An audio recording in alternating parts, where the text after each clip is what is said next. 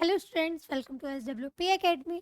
तो हम लोग पढ़ रहे थे क्लास 6 क्यूरियोसिटी बुक का chapter 6 part 1 part 2 part 3 cover कर लेते हैं। इस पार्ट में आप लोग को बहुत मजा आएगा क्योंकि बहुत जल्दी से मैं आई हूँ और बहुत जल्दी से ये चैप्टर खत्म करने वाली हूँ आप लोगों के लिए। इसके बाद लेके आऊँगी बहुत अच्छे अच्छे क्वेश्चन इंपॉर्टेंट जो इस चैप्टर में इंपॉर्टेंट हैं। वो क्वेश्चन रेडी हो गए हैं, अब वो नेक्स्ट क्लास में आपको मिल जाएंगे। चलिए, हाँ, आप लोग जरूर से ऐप डाउनलोड कर लीजिए क्योंकि हर चैप्टर का सीक्वेंस वाइज आपको वीडियोस वहाँ पे मिल जाएंगे।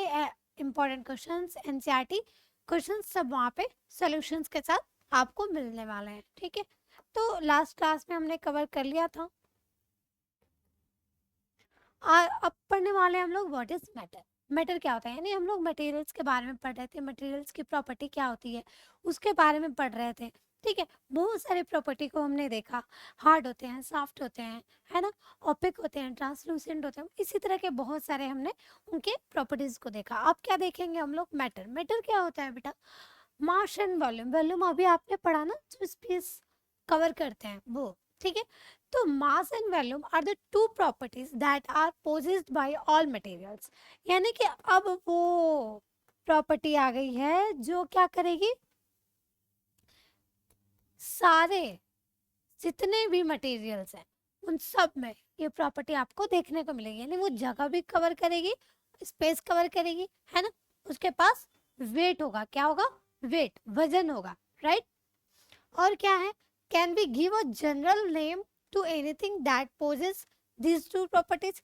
क्या हम इन्हें जनरल नेम दे सकते हैं। Anything that occupies space and has a mass called matter, उसे क्या बोलते हैं, कोई भी ऐसी चीज जो क्या कवर करेगी, जगह छीकेगी और उसके पास वेट होगा, मास होगा, है ना, तो वो क्या होगी, मैटर। उसे क्या बोलेंगे, matter. The mass gives the quantity of matter and the units to measure it are gram, kilogram. ठीक है, तो जो आपने सीखा था कि लिक्विड को कैसे हम लोग मेजर करते हैं, लीटर, मिलीलीटर सीखा, प्लस डिस्टेंस, लेंथ को हम कैसे मेजर करते हैं, किलोमीटर, मीटर। ठीक है, तो उसी तरीके से हम लोग मास को, मैटर को कैसे मेजर करेंगे, हम लोग ग्राम और किलोग्राम में हम लोग मेजर करेंगे। The space occupied by matter is its volume. ठीक है, जो जगह छेकता है, जो जगह कवर करता है कोई भी चीज, मैटर, ठीक है, वो उसे कहते हैं हम लोग volume. The units to measure the volume are litre.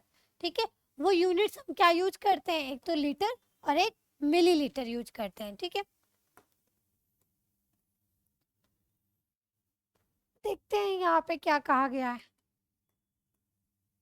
Kilogram is the unit of mass. ठीक है, जो किलोग्राम होता है बेटा वो मास की यूनिट है। ठीक है, लेंथ की यूनिट क्या थी बताइए, मीटर, किलोमीटर, मिलीमीटर, ये क्या थे, यूनिट्स थे। लेंथ क्या, अब मास की यूनिट क्या है, kilogram, gram, in the international system of units, है ना। Kilogram is abbreviated in lower case as kg. ठीक है, इसको कैसे हम लोग लिख सकते हैं, लोअर केस में केजी की तरह। ठीक है, किलोग्राम को हम लोग केजी की तरह डिनोट कर सकते हैं। ठीक है, there is no space between K and G in kg. ठीक है, जैसे हमने पढ़ा था ना कि किलोमीटर में, इसमें कोई स्पेस हम लोग नहीं लिखेंगे, पास पास लिखना है। उसी तरीके से के और जी में कोई भी स्पेस नहीं होगा, कैसे लिखा जाएगा, ऐसे। ठीक है, and no full stop after the sample.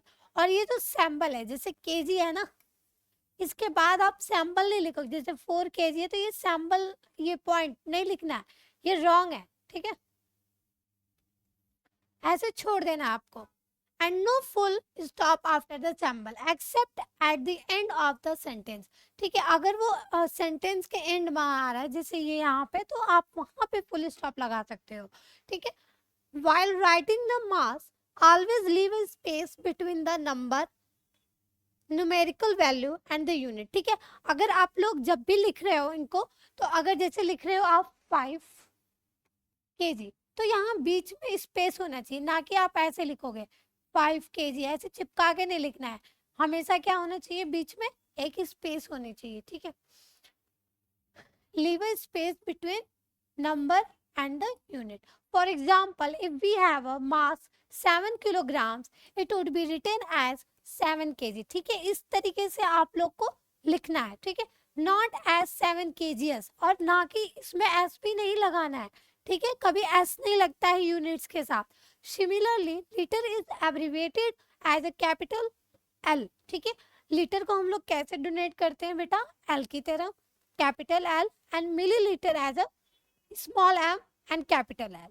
There is no space between m and L. और जो m और L होगा मिलीलीटर, इसमें जो है जैसे लिक्विड चीजों को हम लोग लीटर में करते हैं ना, जैसे वाटर हो गया या मिल्क हो गया. ठीक है, तो इसमें हम लोग क्या करेंगे? हाँ, there is no space between m and L. For example, if you have 500 milliliters of water, it would be written as 500 ml. ठीक है, अगर 500 milliliters है तो आप उसको कैसे लिखोगे? 500 ml की तरह. ठीक है, m will be a lower case. m कैसा होगा? In lower case, and L will be in the upper case, से मतलब कैपिटल लेटर में. The SI unit for volume is cubic meter. ठीक है, जो वॉल्यूम, अब वॉल्यूम को हम लोग कैसे एसआई यूनिट देंगे? तो जो वॉल्यूम होता है बेटा, उसको हम लोग कैसे करेंगे? क्यूबिक 3. ठीक है, पावर में. जैसे देखिए ये लिखा हुआ है ना, ये like this 2 metre cube, 3 metre cube, ऐसे वॉल्यूम को अगर आपको शो करना होगा तो देखते हैं. The abbreviation is written with the superscript 3 to denote cubic meter. For example, if you have volume of 2 cubic meters, अगर आपके पास 2 cubic meter वॉल्यूम है तो हम लोग कैसे उसे लिखेंगे? 2m power 3. ठीक है, it would be written as 2 meter 3 power 3. Always leave a space between number, numerical value and the unit. ठीक है, अभी बताया था ना मैंने कि जो नंबर है और जो यूनिट है उसके बीच में हमेशा जगह छोड़नी है थोड़ी सी. ठीक है, 1 मिली क्यूब, इसका मतलब क्या है? 1000 लीटर. क्या है? 1000 लीटर. अगर यही लिखा होता 5 मीटर क्यूब, तो इसका मतलब होता है 5000 मिली लीटर. ठीक है, अब देखते हैं.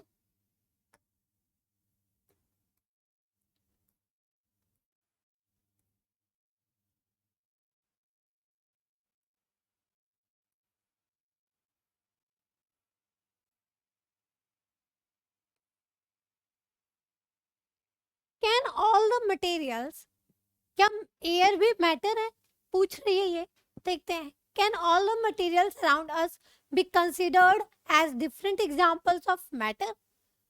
Discuss with your friends. यानी हमारे आसपास की जो भी चीजें हैं, क्या वो डिफरेंट एग्जाम्पल है? क्या वो मैटर का एग्जाम्पल है? क्या वो सारी चीजें मैटर हैं?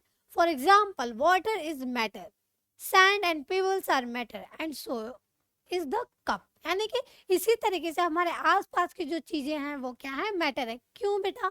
क्योंकि वो स्पेस को क्या कर रही हैं? कवर कर रही हैं, है ना. जैसे आपका बॉक्स है, टेबल है, चेयर है, बुक है, कॉपी है.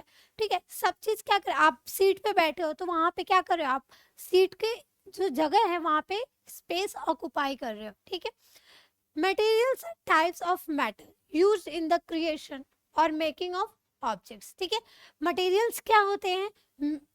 ये क्या है? Are the types of matter के टाइप्स है. ठीक है, यूज किए जाते हैं ऑब्जेक्ट्स को बनाने के लिए. ठीक है, इंपॉर्टेंट लाइन है.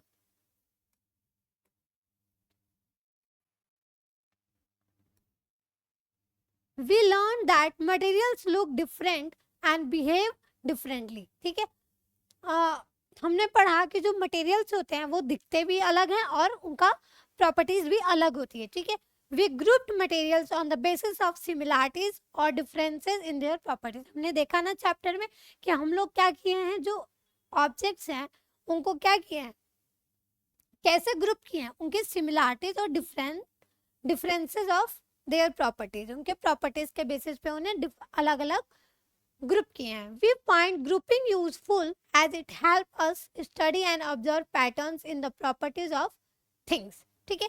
जैसे कोई भी चीज की प्रॉपर्टी है, उसको पढ़ने के लिए हम क्या कर सकते हैं, चीजों को ग्रुपिंग कर सकते हैं, अलग अलग डिवाइड कर सकते हैं, ठीक है। Humans have been classifying not only things but also rocks, plants and animals, ठीक है।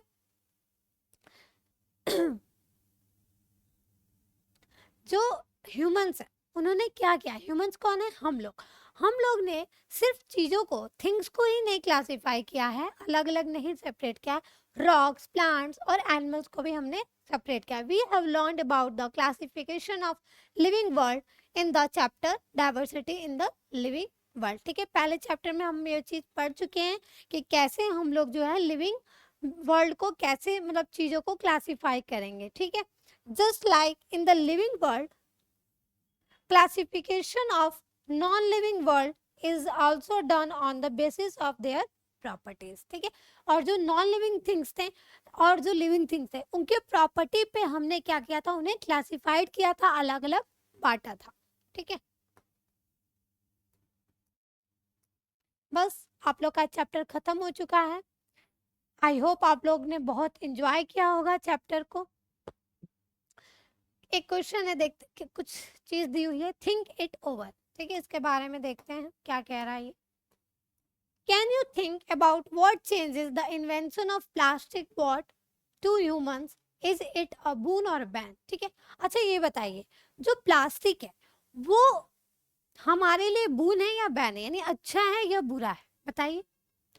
प्लास्टिक अगर हम लोग देखें तो वो दोनों तरीके से अच्छा भी है बुरा भी है, ठीक है। कैसे, क्योंकि वो एयर को, हमारे अर्थ को क्या कर रहा है, इन्वायरमेंट को पोल्यूट कर रहा है, ठीक है, इसलिए वो क्या है हमारे लिए बैड है ना। और अगर वो चीज हमारे लिए कैसे यूजफुल है, क्योंकि हम प्लास्टिक इजी टू कैरी है, उससे बहुत एक तो वो सस्ता है, इसलिए लोग उसको यूज करते हैं, उससे बनी हुई चीजें बहुत इजीली मिल जाती हैं, है ना, इन लो कॉस्ट, इसलिए हमारे फायदेमंद है, ठीक है। नॉट फायदेमंद है, बस यूजफुल है, ठीक है। We have explored and understood the various properties of materials. Yes, but most of the materials that we see today would have also existed earlier. I am curious to know how people classified them then. चलिए इस question का answer आप ही लोग बताएंगे कि जो पहले के टाइम जो लोग थे वो लोग कैसे चीजों को क्लासिफाइड किया करते थे। हमने तो आज पढ़ा ना ये सारी चीजें, ये नॉलेज तो हमें अब मिल रही है। तो ओल्डन टाइम्स में, एंशिएंट टाइम्स में कैसे जो लोग थे वो अपने चीजों को कैसे क्लासिफाई करते थे, ठीक है। यहाँ पे एक टेबल दिया हुआ है, ये बच्चे बहुत ज्यादा क्यूरियस है, आप लोग को भी इन्हीं की तरह बनना है, ठीक है। तो पहले के टाइम पे संस्कृत लोग जानते थे, इसलिए ये चीज संस्कृत में लिखी हुई है, ठीक है। A similar classification system existed in ancient India, यानी एंशिएंट इंडिया क्या था, बहुत ही सालों पहले, ठीक है, कई हजार साल पहले की बात है। Ayurveda one of the Indian medical system too has a system of grouping things. Ayurveda उस टाइम पे क्या था, आयुर्वेदा इसके पास क्या था, सिस्टम था चीजों को ग्रुप करने का, ठीक है, ठीक है। क्या है, the shloka precisely talks about the 20 properties Guna 10 pairs of opposite properties which are used to describe all physical matter in Ayurveda, ठीक है। जितने भी उनके फिजिकल मैटर्स हैं उनके लिए कुछ 20 चीजें उन्होंने डिस्क्राइब की है, बताई है प्रॉपर्टीज, जिससे वो लोग क्या करते थे उस टाइम पे चीजों को क्लासिफाई कर, जैसे हैवी, स्लो, कोल्ड, ठीक है, स्मूथ, सॉलिड, सॉफ्ट, स्टेबल, ठीक है। ये सारी चीजें उस टाइम पे बताई गई थी और इसके अकॉर्डिंग वो लोग चीजों को क्या करते थे, क्लासिफाई करते थे, ठीक है।